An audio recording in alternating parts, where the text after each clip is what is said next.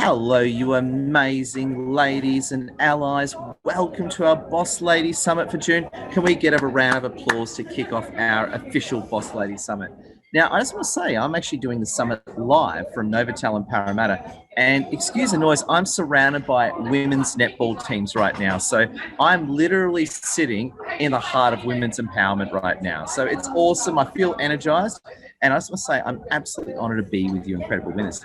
Now, today, what we're going to talk about is one of my favorite topics being financial independence and money. And it's a taboo. It's such a massive taboo. But enough about me. I want to bounce over. We've got two of our panelists with us today. We've got the legendary Dr. Liz and Lauren. Can we wave to Dr. Liz and Lauren? I just want to say welcome to those amazing, powerful ladies. And if you are listening in, please, leave comments, contribute, share your LinkedIn links and connect, and let's go for it. So all I want to do is we're going to open up with Dr. Liz and then legendary Lauren for a bit of discussion. If you've got any comments, put them in because I'd love to absolutely hear them. So Dr. Liz, how are you, my friend? Let's open the floor with you. What's going on, Dr. Liz? I'm awesome. Thank you, Ed. I'm also in a Novotel, but I'm in a different Novotel in the heart of Sydney by the beautiful Sydney Harbour near the Opera House. And I'm doing well. I'm so excited to be here for this Boss Ladies because, yes, finances is a bit of a taboo or controversial topic, but so important, so important. So, yeah, really, really pumped. Oh, absolutely. I think the running joke is we're both at Novotel, so this is the Boss Lady Summit by the Novotel, I think. They're going to be our new sponsors. There you go. Yeah, great company. So let's dive right into the taboo, right? So we're not here to, we're here to talk the truth, right? We're here to talk the truth and really get to the core issues to help empower women across the world. Now, firstly, question number one, Dr. Liz, what does money mean to you?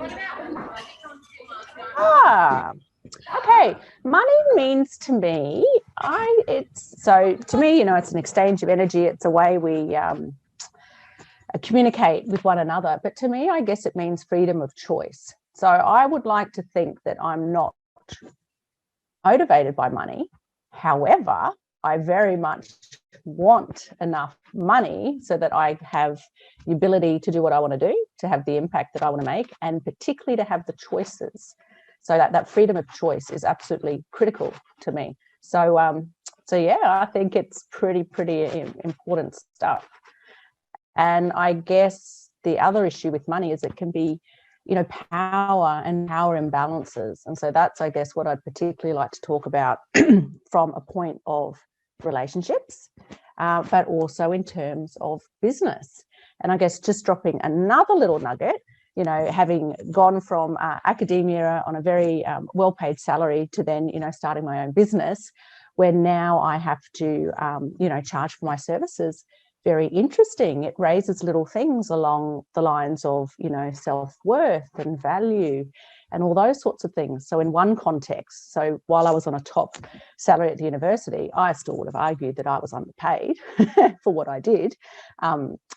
However, in business, charging for your services, it's interesting. I think particularly as women, quite often we're not necessarily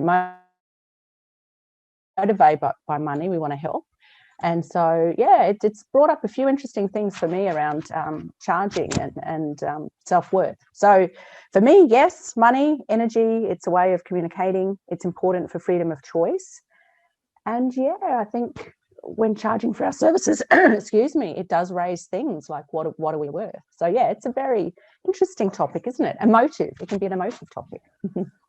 I think it's a great answer. And I want to bounce over to the legendary Lauren Cohen, who I think is a powerhouse winning lady from Canada.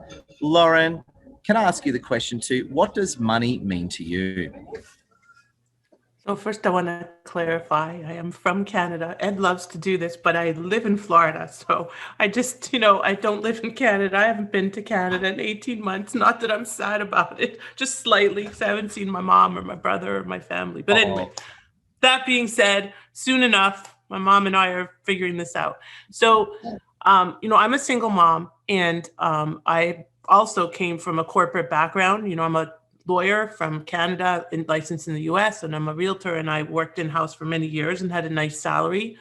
And it was never motivating for me it was just a job. I never really felt passionate about it. It was a means to an end. But for me now, money is a pathway. It provides, and not only is it a pathway, but it allows me to provide others with a pathway.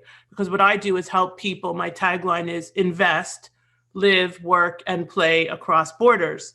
So having money and teaching others how to get money allows them to achieve that freedom of being wherever they want to be in the world and doing something that impassions them and is impactful to others. And that's what money allows me to do, is have a greater impact. Oh my God, what an incredible answer. Can we give a round of applause to legendary Liz and Lauren for the great answer? And thank you for the clarification. Lauren is She in loves Florida. to say that, but I think because the flag is so dominant, I wonder why.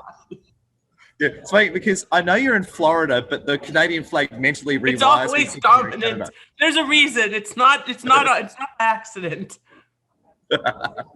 Oh, and it's very, very good. So what we're going to do is we've got legendary Sarah on the line. Sarah Polyakov has joined us. I don't know if Sarah's still setting things up. Are you ready to speak, Sarah, or do you want some more time doing a bit of setup? I am ready. Can you hear me? I can hear you. Can we wait for Sarah? Hello, Sarah. Hi. Hey, everybody. So nice to see you. Oh, Sarah, So can happy I? to be here. Oh, it's a Hi. pleasure. I want to put the same question to you, Sarah. What does money mean to you, Sarah? Oh, this is an excellent question, Ed. Money to me is actually an exchange in energy. So it's a symbol. Everything in this world can be seen as an energetic exchange, which we manifest, and it begins with our thinking.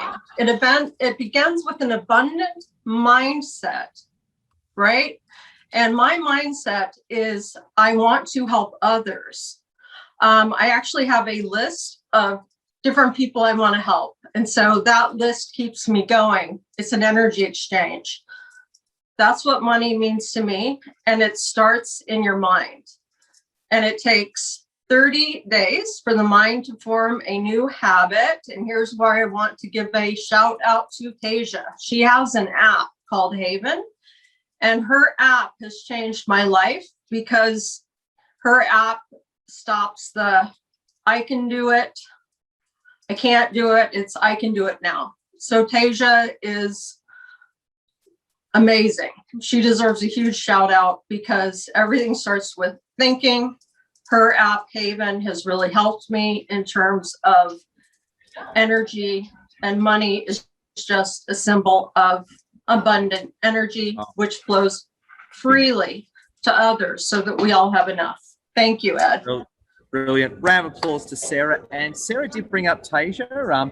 I've actually got Tasia via recording. So what will happen is once the netball teams go off to win their games, I want to put up the Tasia recording when my background noise decreases. So let's bounce back to Dr. Liz with the second question. And Dr. Liz, and then we'll bounce back to Lauren, then Sarah. So Dr. Liz, are you ready for the second question? Let's do it. All right. Let's do it. What does financial independence mean to you? Yeah, for me, it's the ability to do what I want to do and to have the impact that I want to have. So I think it comes back to that power of choice again, and not to have to be restricted in my actions or the impact I want to have because I don't have enough money. So if I have the money to follow my mission, which is obviously to help keep people healthy through the healing power of nutrition. And I also have, several projects that are very close to my heart. So one, of course, is helping people impacted by cancer. And so many people, I come across have got all these terrible financial stories, where they haven't been able to work, for 2 years, financially independent or quite well off prior to getting a diagnosis and going through treatment and all the impact it has. Really, really sad stories. So in the future, I very much want to start a not-for-profit or a charity to help people impacted by cancer. But obviously, I need to ensure that I am earning sufficiently my worth and being able to be able to follow my mission.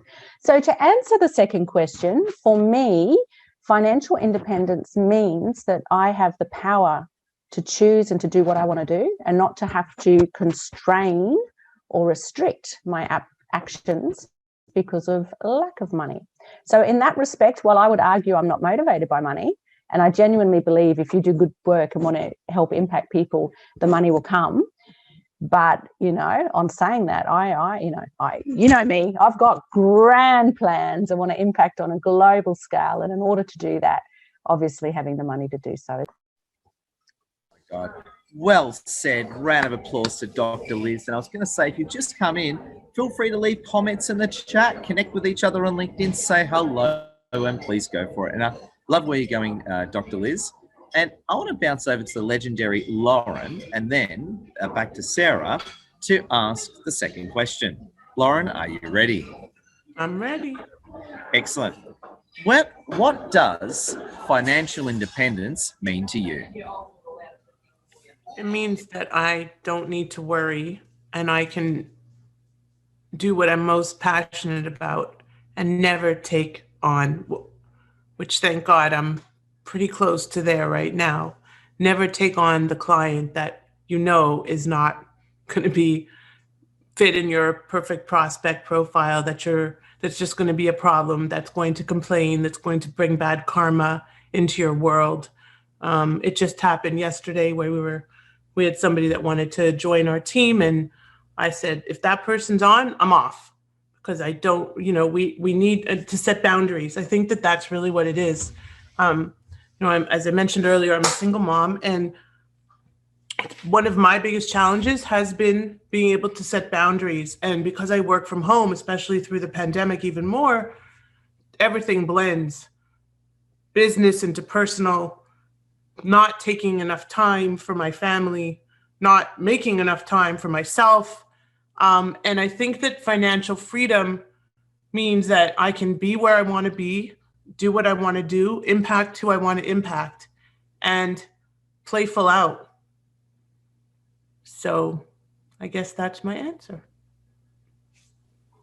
Perfect answer. Round of applause to Lauren. And I was going to say, Lauren, we absolutely appreciate you. I was going to say, I've shared the link to Lauren, so make sure you connect with Lauren on LinkedIn, and make sure you connect with Liz as well. We're going to bounce over to the powerhouse Sarah for the moment.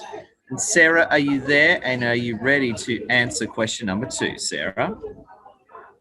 I am here. I just unmuted myself. Hi, can you hear me?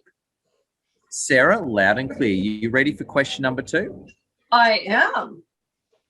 What does financial independence mean to you? Thank you. Financial independence means to me the ability to actually create and sustain intergenerational wealth.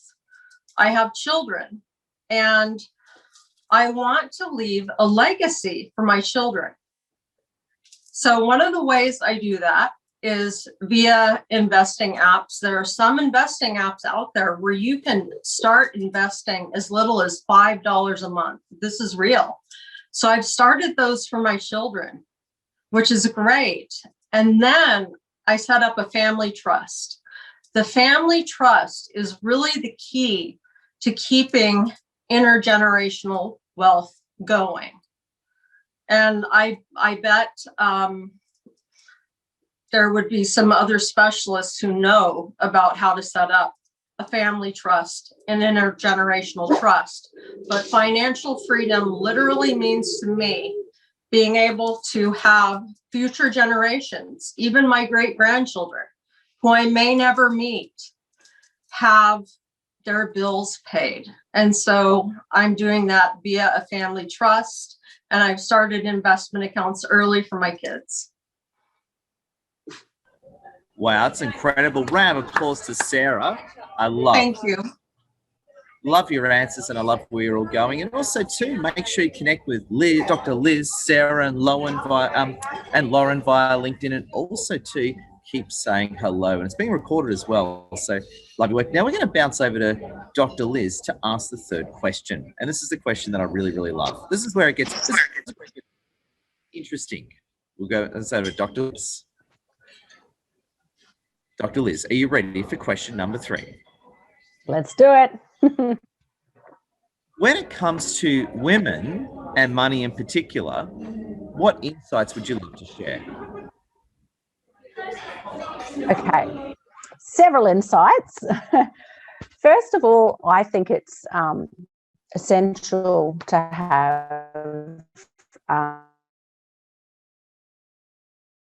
your own personal, of course, coming from a personal perspective, I'm not a financial expert at all, but I think being able to, have your own money to do things is critical. So I think that's very important. Another point, I guess, and it's a very interesting scenario. Even though I was always the main income earner, I not until recently really had a good idea in terms of paying the bills and things. And I guess it depends, and it's different in every household, but some either paying bills or organizing different agreements and things. And then you hear about past generations where, the husband dies, and then, the wife has no idea how to pay things or what the money situation's like. And, you hear some really, really sad stories. So I think it's important for all of us, whether we're, man or woman or whatever, that we should all upskill ourselves in terms of financial literacy. I think we should all have a little pot, whether we want to call it a bucket list pot or an investment pot or a business pot or a fancy shoe pot, whatever it is. I think that's critical. And I also think communication is critical with your partner or whoever else you share financial arrangements with, and actually plan out. So I think that's probably my key message, is that it's not just something that we push away. We need to upskill and understand it. We need to plan ahead, and we should always have our own little slush fund or get out of jail free card or something like that. So you're saying, in other words, part of it is that, women overall need to become more financially literate, more involved, so they're more empowered. I really believe so. And, like I said, it's funny, I was the main income earner, and I'd like to think that I'm, relatively intelligent and understand that. But yeah, just because I was so busy, I would leave a lot of the organizing the insurance contracts or whatever, or paying the bills to my hubby, which, just naturally meant that I'm not across all that stuff. But in more recent times, I've been, getting across it all. And I think it's critical. Otherwise, you don't have a full picture of what's going on. Yeah. Oh, incredible. And Joe Martin says, yes, Liz, that completely resonates with me. I'll tell you what resonates with me. Round of applause to Dr. Liz. That is incredible. I want to bounce over to Powerhouse Lauren and then Sarah to ask the interesting big question. Are you ready? Awesome, Lauren. I'm ready. When it comes to women and money in particular, what insights would you love to share? Face the fear. I think that women, now I didn't have this in my family because I'm the elder sibling, and actually my brother was extraordinarily well trained, better than most men, and he does everything. His wife is Brazilian, and she didn't know how to boil an egg when they got married. So I guess that I take a little credit. He doesn't give me enough credit, but I take a lot of credit because I felt it was important that, we were equal, actually, maybe a little to the other extreme. But I think that women tend to, and I'm generalizing here because I was never like this, but women tend to be afraid of investing. Like, okay, I work with real estate investors every day of the week, right? And it tends that most developers and most serious real estate investors are men, even still. Most people at the table, when you're dealing with, I've been working with very high net worth investors from all over the world for longer than I care to remember. And a lot of them tend to be men, the senior people at the table. Still, I'm now working with a lot of partners in India When you're a woman, you're treated differently. You're not treated the same way. And you know what? I think that we've let that get to us.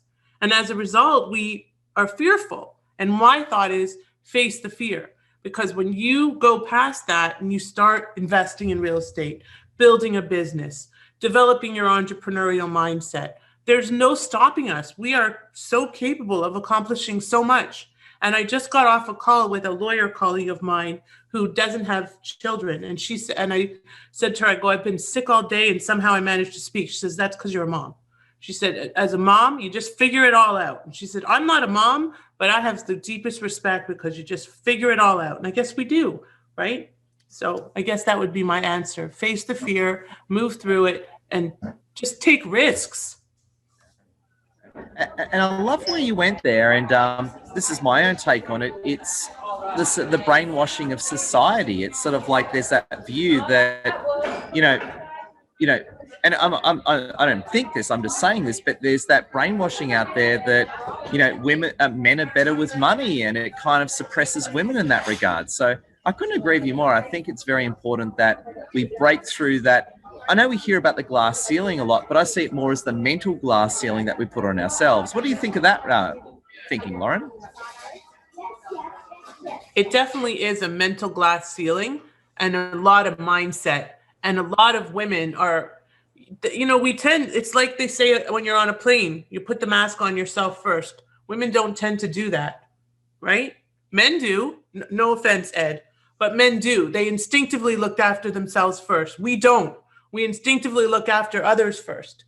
And if we don't look after ourselves and we don't become financially independent, however that looks for us, and we don't take a seat at the table and we let ourselves be intimidated, it's never going to work. I will not allow anybody to prevent me from taking a seat at the table ever. And you know what? And the problem is, even still, what do they say? They don't say you're assertive. They say women are aggressive when they do that. I'm aggressive, right? It's a shame because I'm not. I just feel that I should be treated. I have a brain. I'm pretty smart. Let's talk. You're lucky to have me in your life, not vice versa. My mother always said that. You're the prize, and I have to keep it. We all should keep it in our minds. I got to say, I love Lauren. Can we give Lauren a round of applause? I think Lauren's in the zone right now. So there you go. Lauren's tea's kicked in, and she's like, yeah. And I couldn't agree with you more. Now, obviously, I'm extremely male. I'm definitely not a woman, but I can relate. Really? You're sure? No doubt.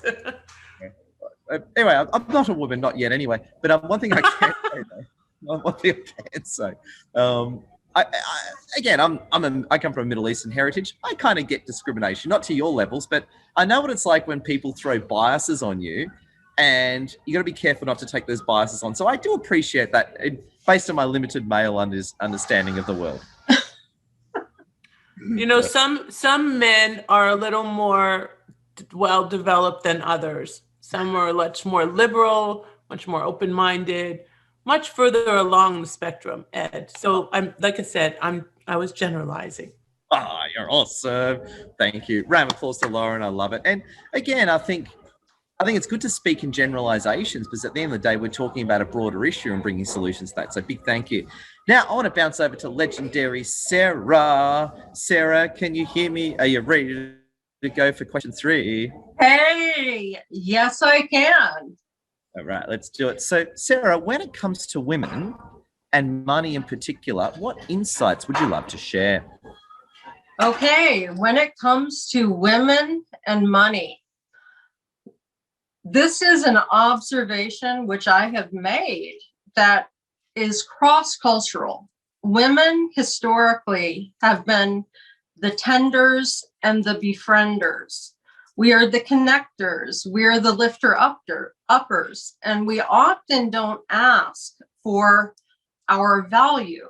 There are some statistics out there that show sometimes women make 70 cents on the dollar. Now, of course, this is also a generalization, and there's also some research out there that show, for example, when a woman goes to apply for a corporate job, she gets the interview, she's less likely to negotiate the salary when the offer letter comes in. And during my first corporate job, I wrote this book, and it said, if you want the job, tell that male manager that you just want a little more. I was scared to death. I'm being completely transparent. I was terrified.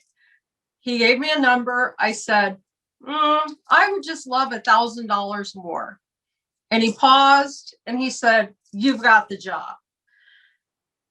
And when I met some men on the team, one of them was complaining about his salary. And he looked at me and he's like, but I'm sure I make more money than you.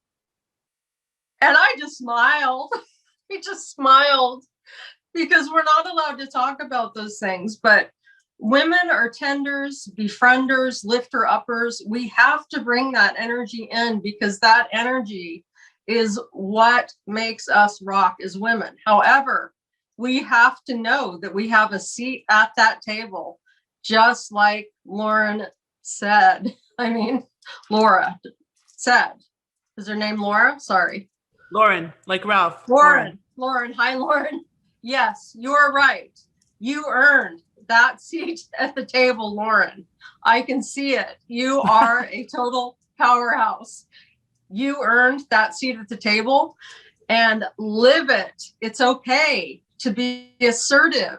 I know that women get called aggressive simply for being assertive, but assertive is not aggressive. It's simply knowing that you as a human being, in fact, have value to add. You have the credentials, you have the years of experience behind you, you have the clients, and you have more than earned your seat at the table. And I love that you are willing to live that and to own that, and to be really a mentor to us all in terms of how to take a seat at that table and be okay with it. I love that. And I love your transparency. It's awesome. Sarah, listen, thank you. And I will say that it didn't come easily. I think that we all have to, and I apologize if I'm speaking out of turn, but I've been through the school of hard knocks, back and forth and back again. And I've been literally destitute, and a lawyer in 2 countries, and still nothing. Like it didn't matter. Who cares? I got a few letters. That doesn't mean anything, and you Right. have to my book is called Finding Your Silver Lining in the Business Immigration Process. And my ex-husband was deported on the way back from our honeymoon. And it was a tough time. But you know what? No. The silver lining was I should never have been married to the guy. And that's what you have to do. And I think Liz was saying how she's starting a nonprofit. I have a nonprofit called, imagine this, Finding Your Silver Lining. And the key is that everybody, you have to go persevere through the tough times to find that silver lining. And at the end of the day, that silver lining may or may not include silver.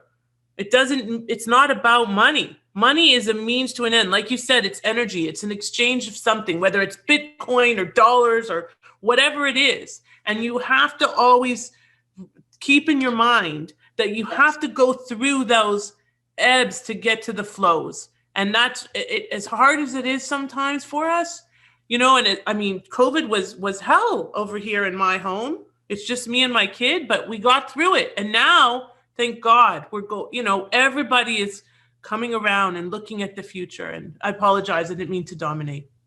Oh, it's awesome. I love it. Thank you.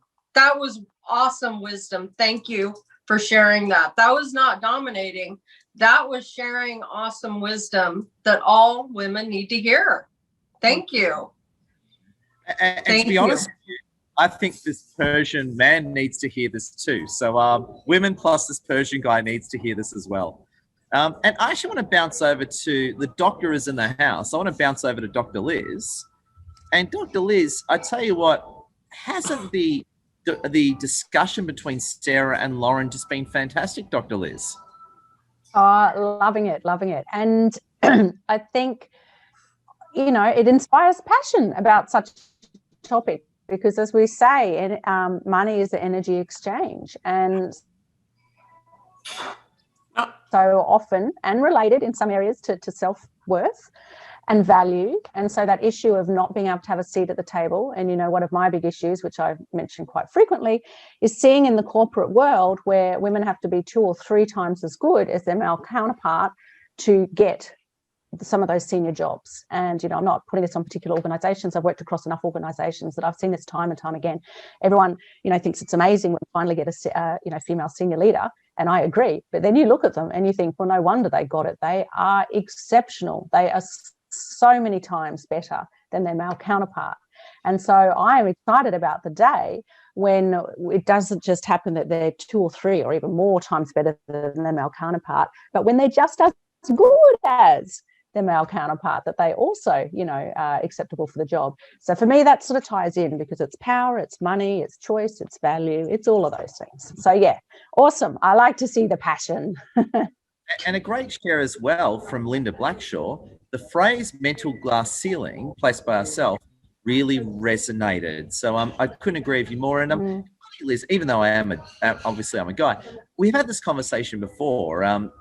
You know, I come from a Middle Eastern background, and quite often, even in the workplace, even I would notice a bit of that, where I'd have to work harder than my other colleagues to get the same job. So I know what it means. It's sort of like, even though on paper there's equal opportunities, when it comes to cultural practice, there's definitely not an equal playing field. What do you think of that one, Dr. Liz?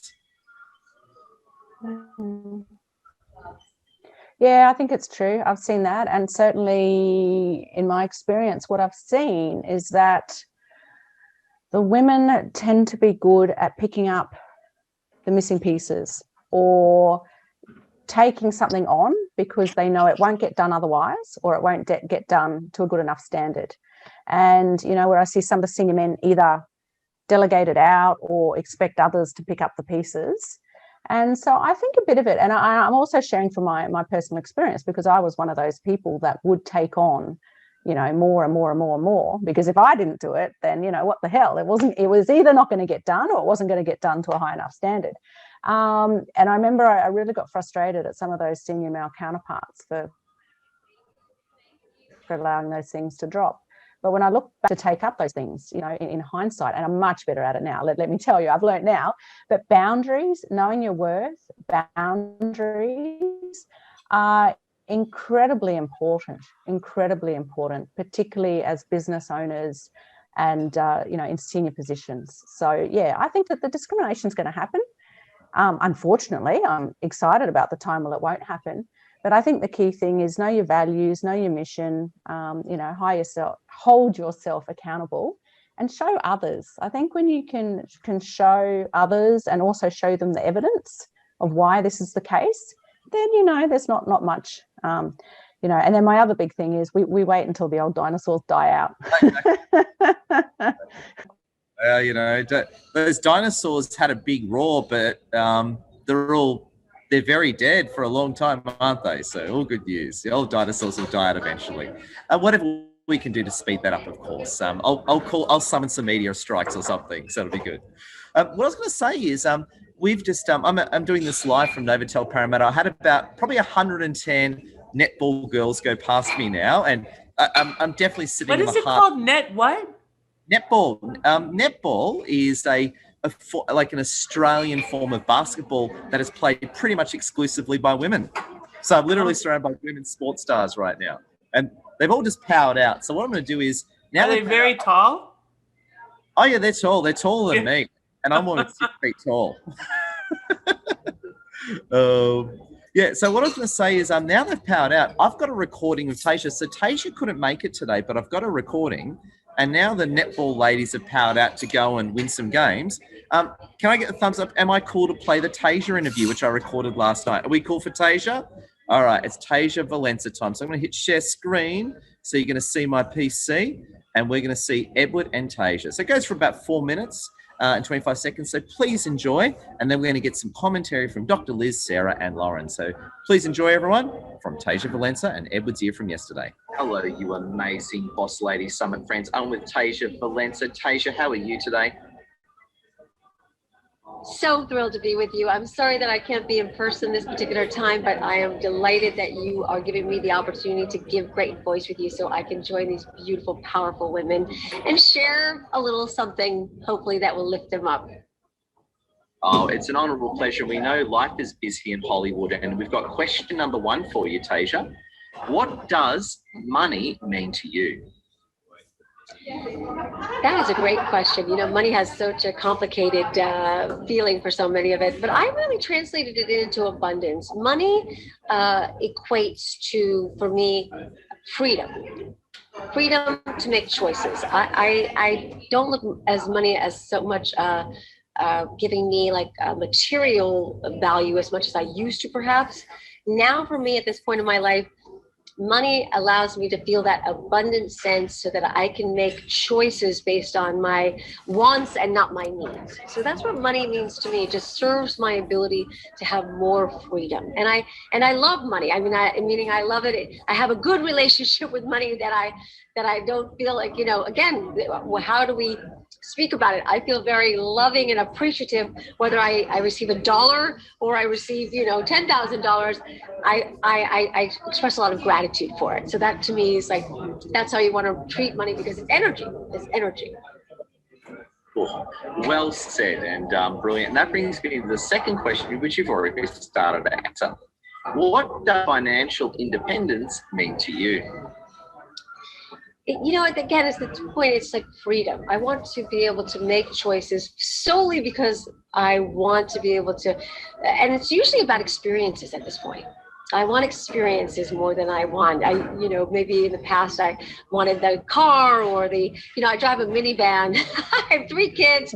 My 3 kids are all driving themselves at this point, but I've got these 2 huge dogs and they're very messy. And so I keep my minivan because the car doesn't mean so much to me. I don't identify with a cool car anymore. But I want to go to Italy. I want to go to France. I want to do all the traveling that I haven't been able to do, especially with COVID. So the choices for me are that I want to go to these places. I want to bring my brood. That's 5 people. So I want to do it well. So that's where, you know, I have to prioritize what are my values. And with that, I want, you know, that money to serve to have more experiences, especially experiences that are, you know, enjoying the world. That's where I'm at right now. Tasia, when it comes to women and money in particular, what insights would you love to share? Thank you for that question. I love that question. Well, I have to say, I feel very lucky that my parents both modeled for me that I had the ability to make my own money rather young. And that came from my father, who owned a restaurant. And I was able at 9 years old to start working for him during vacations and pick stems out of the strawberries and make the holiday sauce. So he really instilled that work ethic in me rather young, which I valued because I was able to do that at 11, start hostessing. And again, I was lucky because it was his establishment. But by 13, I was scooping ice cream at a restaurant. And then I was waitressing at 15. And when my parents went through some financial difficulties, I already had that work ethic in me. So I do think that having financial independence as a woman is a great value to instill, especially into our children and our daughters. And, you know, even though as women, many times we're at home, and that's like the hardest job of all, to run the house. There's something to be said for, you know, having that belief that we are entitled to make our own abundance and to feel really good about it, and to know that we can teach our kids to have that growing up as women, so that we have more choices and are not reliant on, you know, always feeling dependent, but more independent. So I would just say that, you know, having that internal work ethic and knowing our value is really important. And I hope that that's helpful. Asia, that's a brilliant answer. And I just want to say thank you for being part of the Boss Lady Summit. We appreciate you. And I love being a part of it. Thank you so much for having me month after month. And I can't wait for the next one. Yay, everyone. Grab applause to Tasia by proxy. So there we go. I actually want to open it up now to Sarah, Dr. Liz, and Lauren. I'd love to get your reactions to Tasia's thoughts. So Dr. Liz, Lauren, and Sarah, love to get your reaction. Yeah. Well, you know, as we know, Tasia's a superstar, and I think she's nailed it in that being grateful. You know, whether it's a small amount or a large amount, it's that sort of abundant mindset, which I think is very key. And having gone through a few different situations myself, where, you know, to be overflowing with money is very nice, and then going through some hard times as well. And I think it can be very easy to have a very different mindset and worry, worry and stress, but to try and be grateful and have that abundant mindset. I think it causes beautiful momentum and allows us to have other opportunities. So yeah, love it. Oh, it's a pleasure. Round of applause. More reactions to from Sarah and Lauren. Reactions to Tasia. I think that, I heard her speak a couple of weeks ago, and I think it's just very, it resonates, the messages, because it is about abundance, and it's about mindset, and it's about opening your mind, and it's about facing your fear, and all of these things kind of combine together. But if you have that scarcity mindset, you're never, ever going to be financially free, because you're always going to be looking at the glass half empty. Here. Round of applause. And Sarah, what is your reaction to Tasia's thoughts and sentiments? Well, I admit that I am absolutely biased because I adore Tasia. I am a fan of Tasia. Fantasia. Yeah, Fantasia. I actually, Me too. I adore Tasia, whether she's here on video or whether she's here live. I personally have a bias where I adore Tasia. I love her app, Haven, which is free, because it totally changed my mindset. She has all these affirmations there that people need to literally level up. And I think it is so good for women because in general, we do kind of put ourselves last. We're supposed to be the housekeeper, the cleaner, we're the CEO of the house, and then we're the CEO of our jobs and everything else. And I love what Tasia does with her app because it's really changed my life. She's changed my life. I love her. And what she said resonates. It's about experience. I choose how to spend my money, and I drive. I will not buy a car that is over $15,000. I will not buy a dress that is over $100. Okay. I mean, really, I read The Millionaire Mindset in my 20s, and they said all those things are basically depreciating liabilities. You want to move toward appreciating assets. And so I'm a big real estate investor and long term. So it's the experience with my family that is important. And so all that money goes towards experiences with my children and putting lots of money in a family trust so that many generations ahead of me will be taken care of. And I also think as women, let's make a seat at the table for all women. We may not agree with one another because we're all different personalities. However, let's make a seat for everybody because diverse voices are awesome. Oh, here. Round of applause to Sarah. Love it. I actually want to bounce back to Dr. Liz for the moment. And I want to ask Dr. Liz an interesting question that I just thought up. Dr. Liz, how do men need to change to better support women? Okay. That's opening a can of worms, isn't it? Yes. Where do we start? So first of all, it's a generalization. And of course, I see the fact, that we've got Ed and we've got Thomas, and, we do often have, a couple of guys that turn up to these sort of events. So to show you that we've already got amazing men who support empowered women. I think the first step is awareness. And I don't actually like to argue that while some of the discrimination is conscious, I think a lot of it is not. And, particularly in some of my corporate roles, things were just done without any thought. So there'd be breakfast meetings. And like Lauren said before, as a single mum, it's bloody hard getting to a breakfast meeting when you're trying to get the kids ready for school. There'd be evening drinks. And once again, it's hard to do evening drinks when you're doing stuff with the kids. So it's just being aware, firstly, getting thoughts, from the female perspective, And I think allowing opportunity as well. So I have been fortunate enough to have a couple of excellent male mentors as well as female mentors.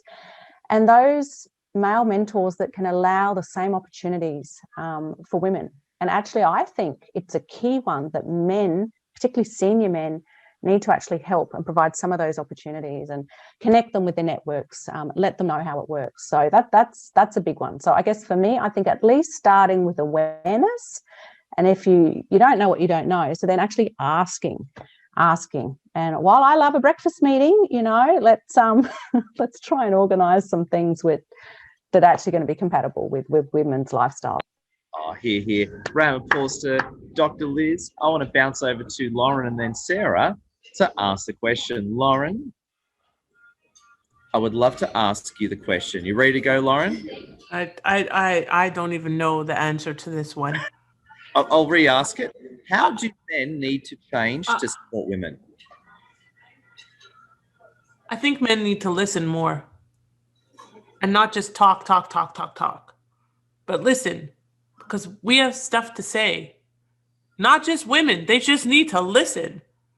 Men always need to be heard, but I think that what I would recommend to make it better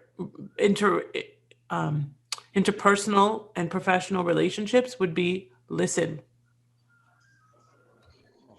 Well said. Round of applause. And I want to bounce over to Sarah. And Sarah, are you ready for me to hit you with that question? Yeah. Give me the Sarah? question. Yes. How do men need to change to support women? Okay. So I will tell you something, and this is just my personal experience. I have had many amazing male mentors, first of all. And I will tell you that sometimes I've created behaviors that would cause men to stereotype me. For example, I would be in a management role and I would be like, oh, I have to just get everybody coffee. Even though I was the manager, I would be serving coffee to everybody. And that was my choice. And so that was kind of teaching men, oh, she's okay serving coffee to us. And that was something I imposed on myself. And so what I've learned is that if you can literally just bridge the communication, men appear to be very straightforward. They like to have direct communication. I came out of the software industry before I entered the psychology realm. And so it was a male dominated industry. And what I realized is that men really like direct communication. Here's A, B, and C. Hey, guy, Joe, for example, or John, here's what I need you to do for me. And here's how you can do it to help me out on this project. And I've noticed that really worked well with men. There was only one time a man put up a barrier in terms of my career. And I just went and found a different job. So we will sometimes face discrimination. We will. And when that happened to me, I just went and I said, okay, I'm just going to go get another job because I don't need to do this. And so all communication is a two-way street, whether you're talking to a man, a woman, anybody from anywhere, any cultural background. Communication is a two-way street. I've learned that I have to own how I teach people how to treat me. I've learned that lesson hard because I'm a people pleaser. And so I've learned that I have to basically be assertive and just teach people how to treat me because I am kind of a doormat sometimes. I own that. And so if I'm acting like a doormat and somebody steps on me, well, I just taught them how to step on me, right? Yeah. So it's basically just being direct, saying, here's what I need. I need A, B, and C. Can we do this? Yeah. Well said. And also round of applause to Sarah. And also Lauren has to scoot now. Lauren, we want to wish you max love.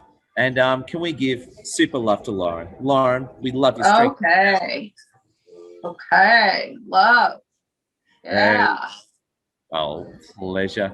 And we're doing great. And hey, Isha made a good point as well. Assertiveness backfires sometimes. Absolutely. You can be assertive against the wrong person. Seen assertiveness backfire many times. So well said. I actually want to bounce over to Dr. Liz. We're coming towards the end of this legendary Boss Lady Summit. We're going to enter closing thoughts. Dr. Liz, what are your closing thoughts when it comes to women, empowerment, and money? Whatever you got for us, Dr. Liz, your closing thoughts. My closing thoughts are we've had a great discussion, and I think it shows why money and the thoughts of money can be so emotive. It's because it represents so many things: energy, power, freedom of choice, value, etc., self-worth. So I think, yes, face the fear, upskill, and make sure you've, like for me, have the secret pot or a plan B or whatever it is. But I think just knowing that it's easy to be abundant when you know you've got to get out of jail free pot or something like that. So I think those are my key things. Face the fear, upskill yourself, and know that you've got a little bit saved for a rainy day. Yeah. Oh my God. Powerful thoughts, Dr. Liz. And also too, I just want to ask you as well, Dr. Liz, what have you really learnt from this summit today? Has any key thought really hit you today in the summit, Dr. Liz? Yeah, there's a few things that have resonated with me. So I love Lauren's point about a seat at the table, and that knowing that you deserve to have a seat at the table, and that it's not the other way, that you're grateful for the opportunity, but knowing within yourself that you've worked hard for it, you can contribute, and that the table should value that you're there to contribute. So I think that's a big one. And I also like Sarah's point about setting boundaries so that people know how to treat you. And I think that's a key one, particularly with women who are either very caring or people pleasers or perfectionists or whatever it might be. And I know I've certainly done that on occasion, and I've seen it time after time again, that, you know, you are also giving permission for how other people can treat you. So it's very important to have those clear boundaries so that people don't take advantage of your loving and good nature. So yeah, I think lots of little nuggets, and you know, it's the topic where I know it's going to resonate, and there's going to be lots of more little nuggets coming up. But yeah, I absolutely, I loved it. I'll be ready for a financial freedom part 2, I reckon, because I reckon there's even more depth that we can really get into it, and even knowing where to start, like maybe even having some of the experts around things like the trusts and the whatever else. I reckon there'd be some great. Oh, it's a pleasure. Round of applause to Dr. Liz, and a great share from Linda Blackshaw. Thank you, Linda. This is my first Boss Lady Summit. Heard lots of points that resonated and helped improve my mindset. Linda, big salute to you. We love your work, Linda. And Suzanne says, great discussion, everyone. Thank you. I appreciate your love. Yes. Can you see me? Can you hear me? Yeah, it's good. It just Zoom just did something weird then. It did. And I was like, okay, let's get back into the meeting. So what were you asking? What I was going to say is, Sarah, love to hear your closing thoughts. Okay. I absolutely love what all these amazing women said. Everybody added terrific value. I agree with Dr. Liz that we could explore these topics in depth, because there are some details such as financial spreadsheets, which I have. I have a financial spreadsheet where I have a budget. I calculate it. I have everything planned out. There are lots of ideas to explore in terms of how a family trust can not only lower your tax rate, but actually protect your income, pay it forward to future generations. And I'm just very grateful to be here, Ed. Thank you for hosting this summit. And I would love to actually hear what you think of the summit. Oh, big thank you, Sarah. Round of applause to Sarah. And yeah, to give my thoughts on the summit, I find it fascinating, actually. It's even though, of course, it's a women's empowerment summit aimed at women, but I learn stuff all the time. And again, it's I come from a Middle Eastern background, so whilst I don't feel the brunt of sexism, I've felt the brunt of racism very times. So I know, whilst I'm not a woman and I don't have the woman's experience, I definitely have had the racism experience. So I get it. I get it when there's a bias applied to you, and you've got to be careful not to apply that bias to yourself. I totally understand that. Ed, that completely resonates. Yes, there is discrimination against people from Persia, even in the United States. And it's something I do not understand. For Persians were society builders. I mean, if you read Persian history, oh my goodness, the things Persians have invented are terrific. I love the Persians that I worked with when I was in the software industry. They were some of the best people on earth. Oh yeah, so I love people from Persia. Oh, you're the best. So maybe we should do a Persians Empowerment Summit. Just kidding. Hey, no, I'm serious. I am serious. I think that's great because I think people from Persia are fantastic. I've only had great experiences with them. And yet, if people haven't, there can just be this bias. I'm just calling out what I see in the United States. I'm just speaking what I see in the United States. But personally, my Persian friends in the software industry were some of the smartest people I have ever met on the planet. They were just amazing leaders. So, hey, love it. Well, thank you. I just want to say thank you, Sarah. Thank you to everyone for attending. Just to let you know, stay tuned for the next summit. Can we give a round of applause to officially end the summit? Thank you, everyone. And here's to the empowerment of legendary women and money.